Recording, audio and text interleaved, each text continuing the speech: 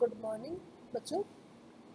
अपन ने पढ़ा था, क्या पढ़ रहे थे अपन, क्या क्या पढ़ लिया आपने? ब्रिटेन की संविधान की विशेषताएं, और ब्रिटेन के संविधान में किसके आधार के ऊपर ब्रिटेन का संविधान है, अभिसमय के आधार पर ब्रिटेन का संविधान बताया गया। आज अपन पढ़ रहे हैं ब्रिटिश सम्राट एवं राजमुकुट, यानी ब्रिटेन में सम्राट एवं राजमुकुट। सम्राट कौन है? राजा है, और राजमुकुट क्या है? संस्था है।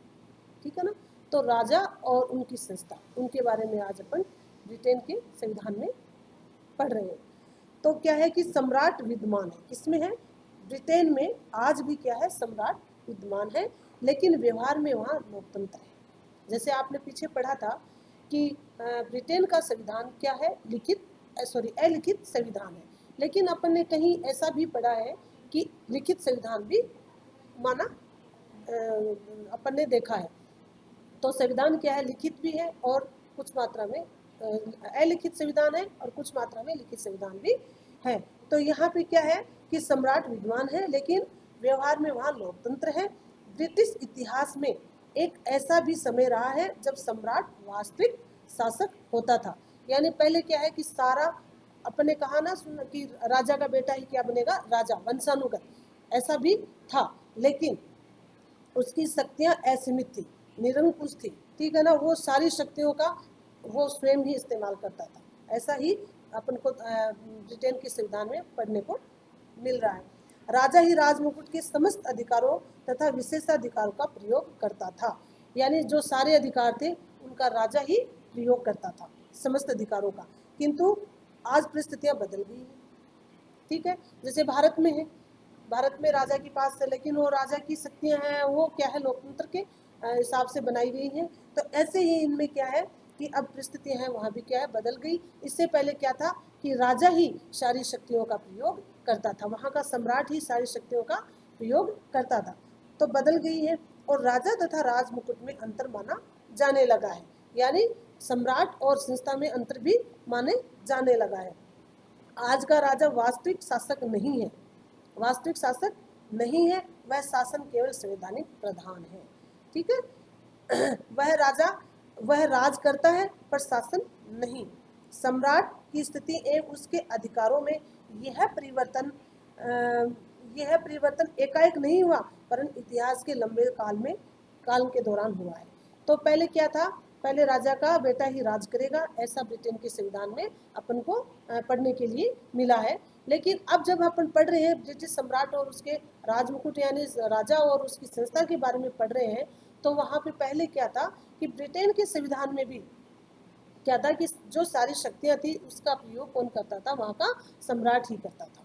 ठीक है? लेकिन धीरे धीरे व्यक्तियों में समझदारी आई, तो लोग समझदारी आने के बाद में उनमें धीरे धीरे सारी परिस्थितियों का, सारी जो व्यवस्थाएं थी वो भी बदल गई।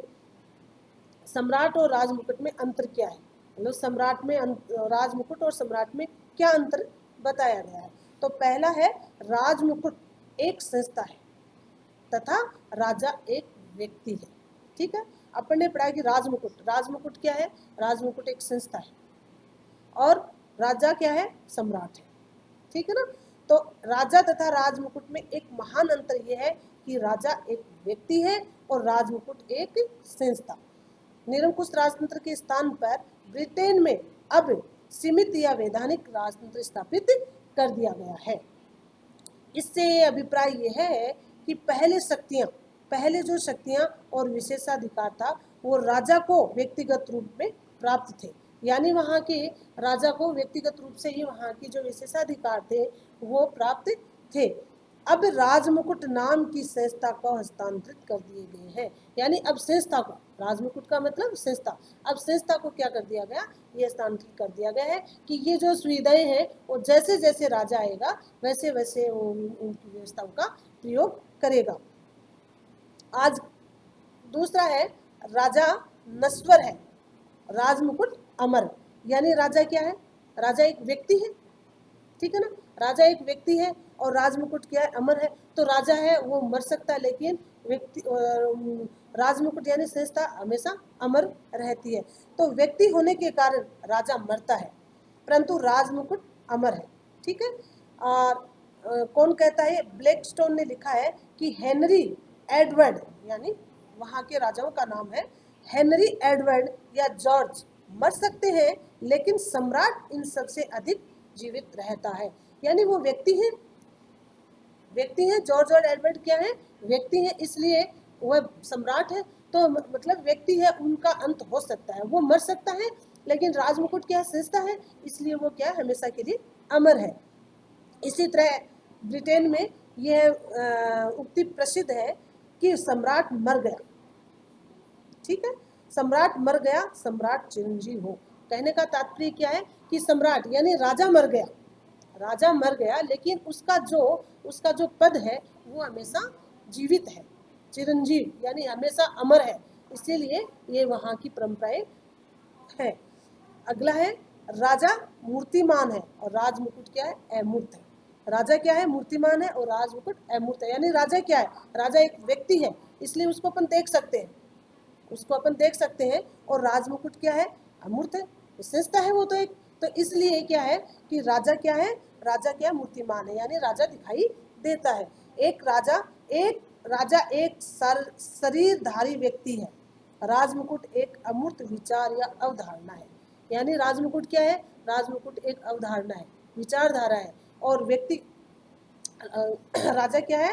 राजा मूर्तिमान है, ये एक शरीरधारी व्यक्ति है, यानी शरीर है और शरीर की मतलब एक व्यक्ति है, वो सभी को दिखाई देता है।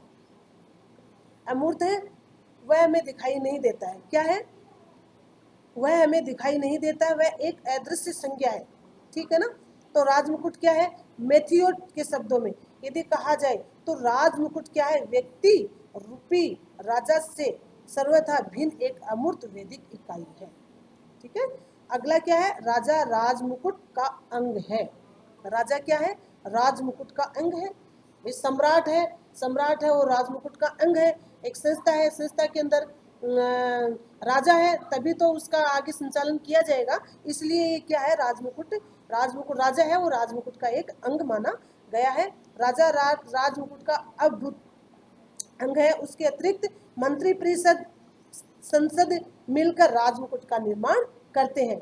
यानी मंत्रिमंडल और संसद, जो आपने पढ़ा ना, लोकसभा और लोक सदन, यानी इससे मिलकर क्या बनती है? संसद बनाई गई है।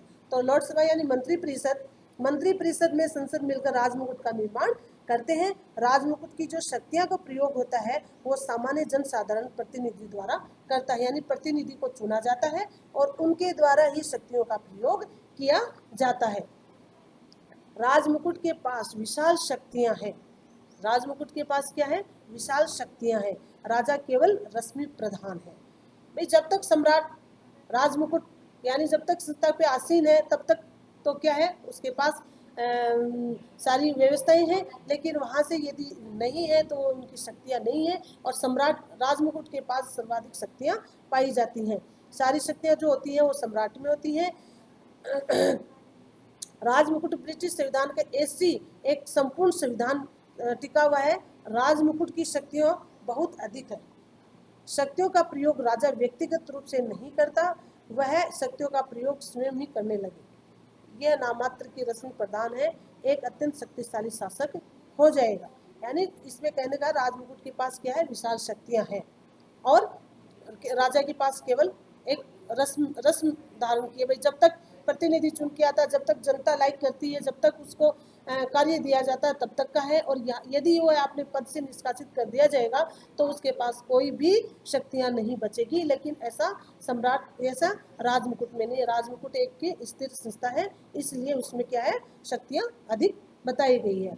अगला है राजमुकुट के कार्यों के लिए राजनीतिक दृष्टि से मंत्री उत्तरदायी। यानी राजा अकेला किसी कार्य को संपन्न नहीं कर सकता है, इसलिए उसके कार्य करने के लिए क्या मंत्रियों का होना अति आवश्यक बताया गया है। जैसे राजा राजमुकुट शक्तियों का प्रयोग अपने मंत्रियों के परामर्श पर ही करता है, अकेला नहीं कर सकता है। इसका यह परिणाम है कि चाहे राजमुकुट की शक्तियों का प्रयोग राजा मंत्रियों के परामर्श पर करें अथवा मंत्री इन शक्तियों का प्रयोग राजा की ओर से करें, वो मंत्री हैं अपनी इच्छा से नहीं, वह निर्णय किससे लेंगे, वो राजा से ही लेंगे, और राजा भी मंत्री के साथ मिलकर सामूहिक रूप से अपने उत्तरदायित्व को निभाएंगे। तो इसलिए क्या है कि राजमुकुट का कार्य जो है राजनीतिक दृष्टि मंत्री उत्तरदायित्व है, यानी मंत्रियों के द्वारा मिलकर के कार्य को संपन्न किया जाता है, और अकेला राजा भी उन शक्तियों का प्रयोग नहीं कर सकता है, वह भी क्या मंत्रियों का परामर्श लेता है। सम्राट व्यक्तिक है और राजमुकुट सामूहिक, ठीक है। सम्राट क्या है, व्यक्तिक है, यानी सम्राट का रूप व्यक्तिक है, राजमुकुट का रूप सामूहिक। राजमुकुट की शक्तियों का प्रयोग एक व्यक्ति द्वारा न करने वाले इस समूह में राजा संसद है। राजा क्या है, राजा एक संसद है, इसलिए अतः राजमुकुट का जो रूप सामूहिक है तथा शक्ति का प्रयोग करने वाले इस समूह में राजा, संसद, मंत्रिमंडल व लोक सेवा के सदस्य सम्मिलित हैं। इसमें जैसे अमेरिका और भारत में भी ऐसा ही होता है कि उसमें कौन कौन सम्मिलित होते हैं, लोकसभा और राज्यसभा के व्यक्ति मिलकर के क्या होती है, संसद बनाई जाती है। वैसे ही ब्रिटेन के संविधान में भी क्या है, लॉर्ड सभा और लोक सदन के व्यक्तियों से मिलकर संसद बनती है, और उसी के आधार पे ही कार्य को सुचारू रूप से संचालित किया जाता है। तो आपने क्या पढ़ा, राजा, ब्रिटिश सम्राट एवं राजमुकुट, है ना। ब्रिटेन के संविधान में आपने अभी तक पढ़ा था कि ब्रिटेन का संविधान कैसा है, लिखित है, कैसा है ब्रिटेन का संविधान, आसानी से परिवर्तन किया जा सकता है। तो कुछ मात्रा में लिखित बताया गया है, कुछ में क्या है, ज्यादातर क्या है, अलिखित ही अभी समय पे ही आधारित माना गया है। तो ब्रिटेन के संविधान आगे अपने आज जो पढ़ा है वो सम्राट और राजमुकुट के बारे में पढ़ा है। सम्राट का मतलब हो गया राजा और राजमुकुट का मतलब हो गया संस्था, ठीक है। तो राजा और संस्था दोनों मिलकर के किस तरह से ब्रिटेन के संविधान में कार्य को करते हैं ऐसा अपन ने पढ़ा है। राजा, राजमुकुट से क्या अभिप्राय है, राजमुकुट से अभिप्राय क्या है, राजमुकुट राजसत्ता का प्रतीक है। राजमुकुट क्या है, संस्था क्या है, एक राजमुकुट है, वो क्या है, राजसत्ता का प्रतीक है, जिसे राजा राजपद पर बैठ करके उनको मस्तक धारण करता है, ठीक है। आजकल राजमुकुट में वैधानिक महत्व ग्रहण कर लिया है। ओक्ता जिंग क्या कहता है कि राजमुकुट राज्य की सर्वोच्च कार्यपालिका शक्ति है तथा इसमें सर्वोच्च साधारण संसद और मंत्री गण सम्मिलित हैं, ठीक है। ये आपने पढ़ाई है कि इसमें क्या है, संसद में कौन है, लोकसभा, लॉर्ड सभा और लोक सदन, दोनों से मिलकर क्या बनती है, संसद बनती है। उन्हीं के व्यक्तियों से आगे कार्य को सुचारू रूप से किया जाता है।